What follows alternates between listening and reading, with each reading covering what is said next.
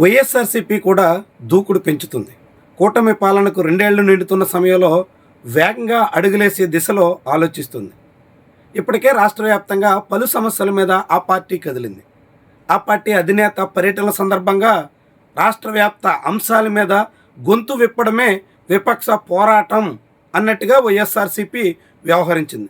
అయితే మధ్య మధ్యలో అన్నదాత సుఖీభావ నిధుల కోసం, రైతుల్ని ఆదుకోవాలన్న సమస్య మీద, మెడికల్ కాలేజీలు పీపీపీ పద్ధతిలో ఇవ్వొద్దంటూ, కరెంట్ ఛార్జీల పెంపుదల, ఇలాంటి సమస్యల మీద నియోజకవర్గాల వారీగా కూడా కొన్ని నిరసన కార్యక్రమాలకి ఆ పార్టీ పూనుకుంది. కానీ అనేక ప్రజా సమస్యల మీద వైఎస్ఆర్సీపీ ఆశించిన రీతిలో స్పందించట్లేదు అనే మాట ఉంది. కీలకమైనటువంటి సమస్యల మీద కదలడంలో ఆ పార్టీ నాయకత్వంలో పెద్దగా శ్రద్ధ లేదు అనే వాదన ఉంది. ఇటీవల రాజమండ్రిలో కల్తీ పాలతో దాదాపు 2 మంది చనిపోయినప్పుడు కనీసంగా కూడా వైఎస్ఆర్సీపీ అధినేత స్పందించలేదు. అదే సమయంలో కాకినాడ జిల్లాలోని వేట్లపాలెం వద్ద బాణసంచా ఘటనలో 3 మంది ప్రాణాలు కోల్పోయినప్పుడు కూడా పరామర్శించిన ఆనవాళ్లు లేవు. ఇలా కొన్ని అంశాల్లో ఆ పార్టీ నాయకత్వం ఆశించినట్టుగా కదలడం లేదు అనే మాట బలంగా ఉంది. ఇటీవల ఆ పార్టీ గేరు మార్చే దిశలో పయనిస్తుందా అనే అనుమానం కలుగుతుంది. తాజాగా ఆ పార్టీ నాయకత్వం పలు కార్యక్రమాలకు పూనుకుంటుంది. మూలపేట పోర్టు నిర్మాణం విషయంలో కూటమి సర్కారు నిర్లక్ష్యం మీద వైఎస్ఆర్సీపీ దండెత్తింది. మన మూలపేట మన పోర్టుకై కదులుదాం అంటూ భారీ నిరసన కార్యక్రమానికి పూనుకుంది. ప్రభుత్వం ఆంక్షలు పెట్టినా, అనేక చోట్ల పోలీసులు అడ్డంకులు పెట్టినా అన్నింటినీ అధిగమించి ఆ పార్టీ నాయకత్వం నిరసన కార్యక్రమాన్ని విజయవంతంగా నిర్వహించింది. శ్రీకాకుళం జిల్లా నౌపాడులో నిర్వహించిన బహిరంగ సభలో భారీగా వైఎస్ఆర్సీపీ శ్రేణులు కనిపించారు.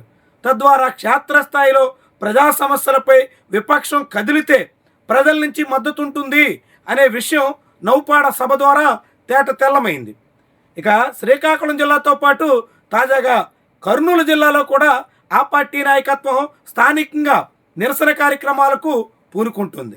ఎమ్మిగనూరు చేనేత సహకార సంఘాన్ని విలీనం చేసే దిశలో రాష్ట్ర ప్రభుత్వం అడుగులేస్తుండడంతో చేనేత కార్మికులకి అండగా వైఎస్ఆర్సీపీ స్పందించింది, నిరసనలకు పూనుకుంది.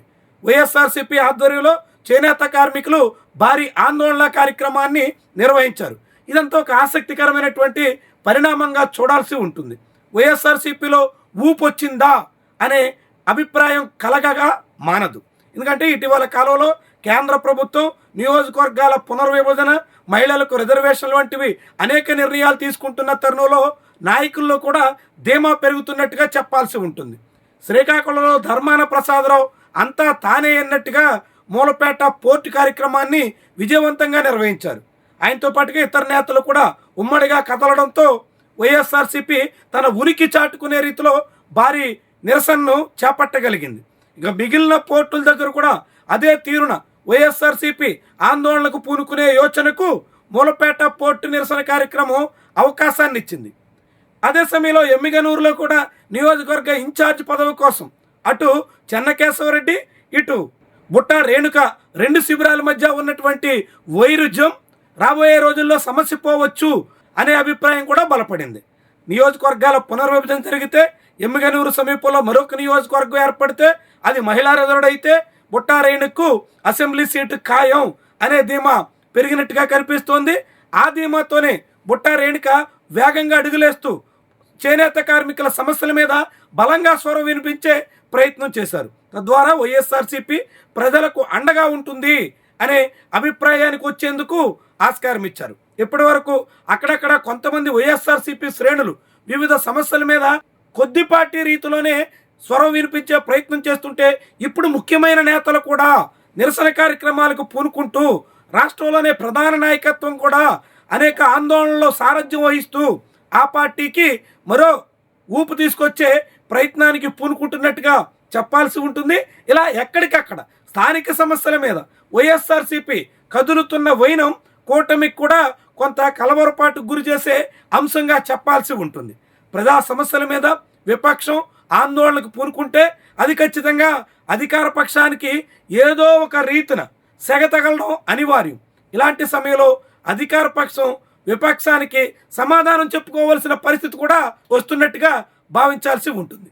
ఈ తరుణంలో ఎమ్మిగనూరు లాంటి చోట తెలుగుదేశం పార్టీకి బలంగా అండగా నిలబడిన చేనేత కార్మికులకే అన్యాయం చేస్తున్నారు అనే ప్రచారం జోరందుకోవడం, శ్రీకాకుళం జిల్లాలో 8కి 8 సీట్లు కూటమి కట్టబెట్టిన తర్వాత మూలపేట పోర్ట్ని నిర్లక్ష్యం చేస్తున్నారు అనే వాదన వైఎస్ఆర్సీపీ తీసుకొస్తున్న నేపథ్యంలో ఖచ్చితంగా అది ప్రభుత్వానికి చాలా పెద్ద స్థాయిలో ఒత్తిడి గురి చేసే అవకాశం ఉంటుంది.